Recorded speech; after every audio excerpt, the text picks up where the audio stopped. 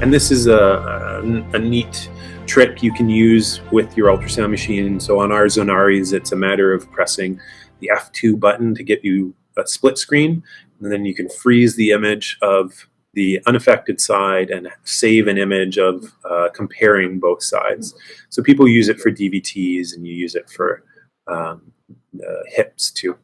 Sorry, in this, the joint effusion arrow points down to the bone. It should be pointing a little bit more anteriorly.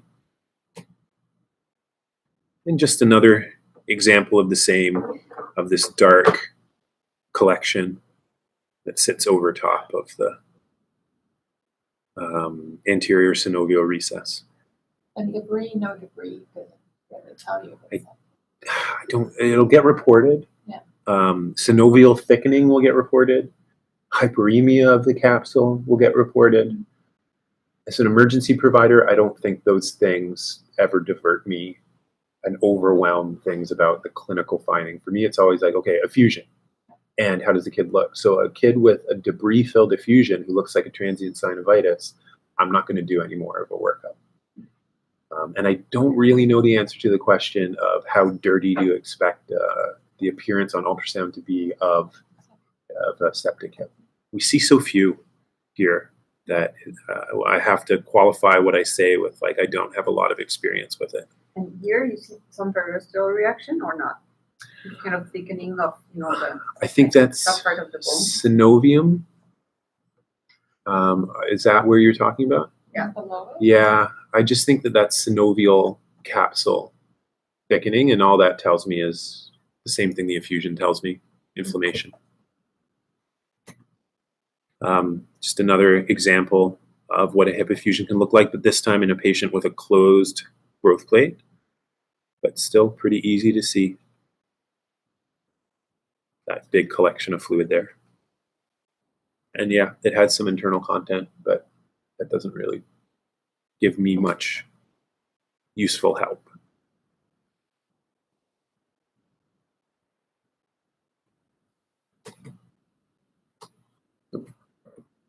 So the literature for whether emergency doctors who work in pediatrics can accurately use this, I mean, for me, I think this is almost like a gateway POCUS application.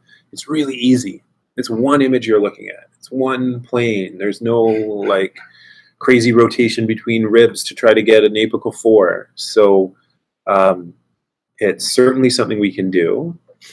Then the question is, like, does it really help? And some people will say, well, look, you can get an effusion in transient synovitis. You can get an effusion in septic hip. You can also have those conditions and have no effusion.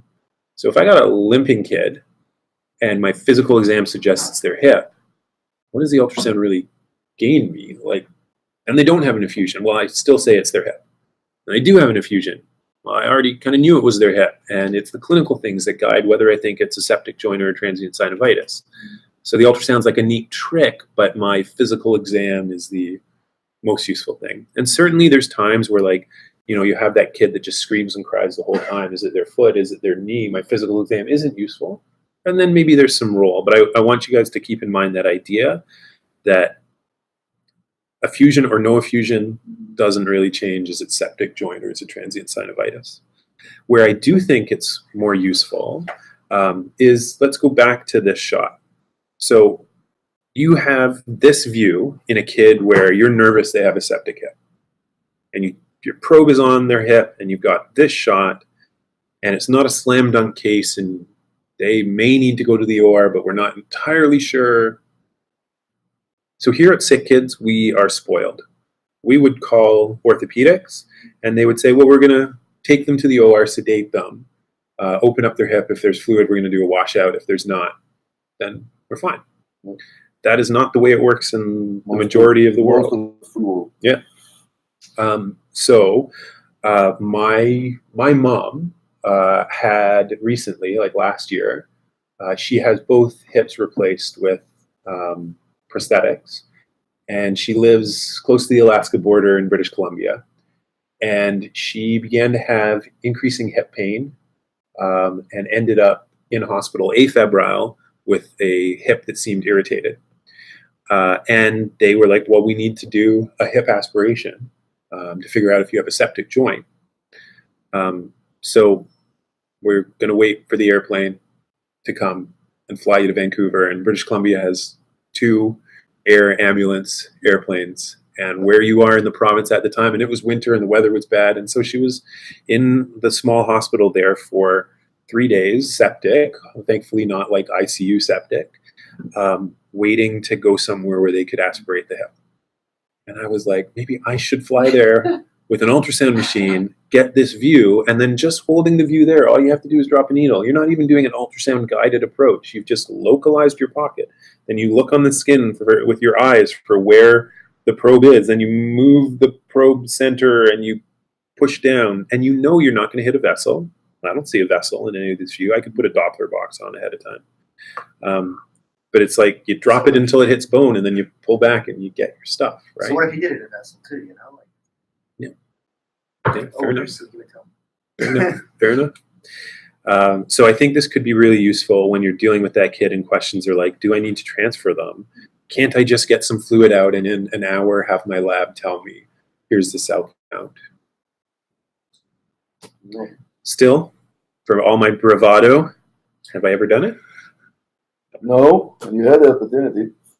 You walked around the ward though, looking for the ultrasound machine. Sent I pictures. did. I did. And in that tiny little northern hospital, they had a Nanomax that they used for difficult lines. And I was very tempted. I was pretty proud of them for that. So things to remember, light probe pressure. These are kids who are going to have some discomfort, so you don't want to be mean when you're doing it. Always nice if you can get the asymptomatic side for your comparison. To know what a growth plate looks like and to know how to ignore it when it's not part of your workup. And to not let ultrasound become everything in your evaluation of these kids. Because, again, you can have or not have an effusion with either septic joint or transient synovitis.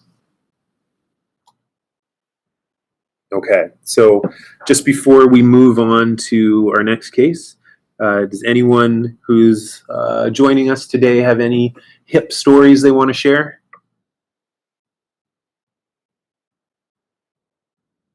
Okay, cool. We will move on then. We're going to move on to another joint that we can evaluate, and this clinical vignette will be a very Canadian, 14-year-old girl figure skating, falls on her knee and comes in because it's all swollen. And this is one I wrestle with. Like, people often will come up to the POCUS team members in the ER and say, hey, I've got a kid with a swollen joint, like an ankle or knee. Well, tell me what you can do with point-of-care ultrasound. And I usually decline because these are frontier things. This is not like an established POCUS application where I'm really going to help you. And I'll be like, well, does your clinical exam suggest an infusion? Because then what am I going to do? But I have had the occasional case that gives me the sense that there's things we could do with POCUS that we need to explore better in research and codify. So let's say for this kid, you go and you put the probe just under the patella in a longitudinal plane. And as you're scanning, you see this. So let's say the patellar shadow is up here somewhere. So you're over the patellar tendon here. You have the proximal tibia down here. So then what's all this? Yeah. Yes, it's a little bit hyperechoic. So.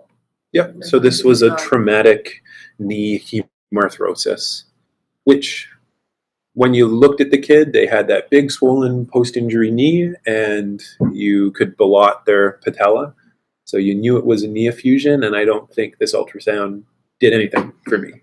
I just want to present to you, like, yes, you can see the same fluid with ultrasound that you can feel or see on your physical exam.